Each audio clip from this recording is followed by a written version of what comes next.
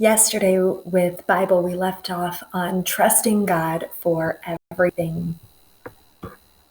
God wanted the Israelites to consider him their king and to trust him for everything. God wanted to use prophets such as Samuel to speak to the people and lead them in that way.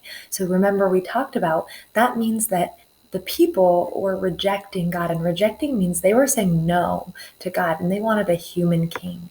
And Samuel was very sad that the people were demanding a king, but the Lord told Samuel to give the people what they wanted.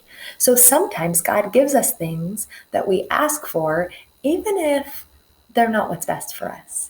And God said to Samuel, and this is from the Bible, it says 1 Samuel 8:7b, "Listen to all that the people are saying to you. It is not you they have rejected, but they have rejected me as their king." And that's a good thing to remember as Christians, as we're talking to people about Jesus or about God, that if they don't want to hear it, if they don't want to listen about Jesus, they're not rejecting us. They're rejecting God. It's an offense to him. So Samuel warns the people, and God told Samuel to give the Israelites a warning. A human king would make them do things they didn't want to do and would take their money and their other possessions, the things that they owned. But even after they heard the warning, the people still wanted a king. God promised to show Samuel the man he had chosen to be the people's king. Did the Israelites trust in God and his plan for them? Were they trusting and obeying? Do you know that song? Trust and obey, there's no other way. I don't know the rest, but it always reminds me that it is the best way to serve the Lord is to trust him and obey. We don't do it blindly because we have God's word to direct us. And the Israelites, the answer to this question is no, they didn't trust God and his plan for them. What does it mean to trust God?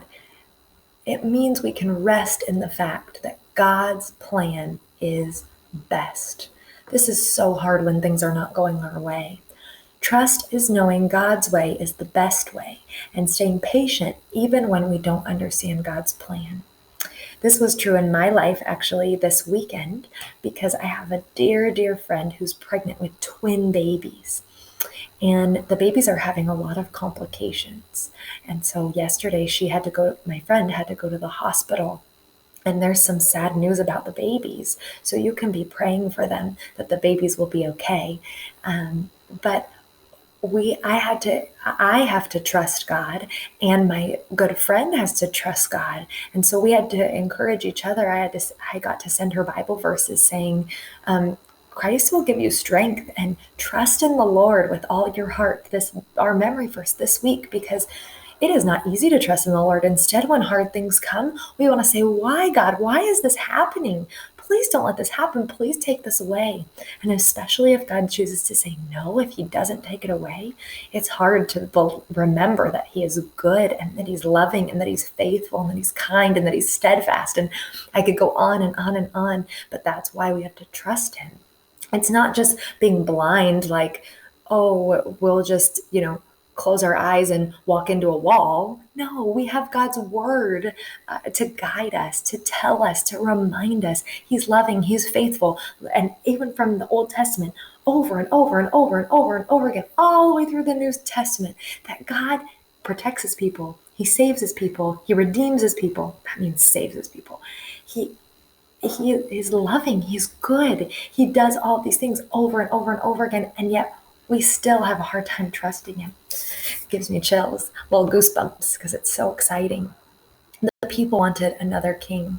Did the Israelites trust that God's plan was best? No. God wanted to be their king, but the people still wanted a king that they could see. And that's so hard, my friends. It's so hard to not be able to see the one true God and still trust him as our king. They wanted to be just like every other nation. They didn't want to be different. They did not trust that God's plan was the best plan. So we're going to have to continue again on the next video. But remember to trust God.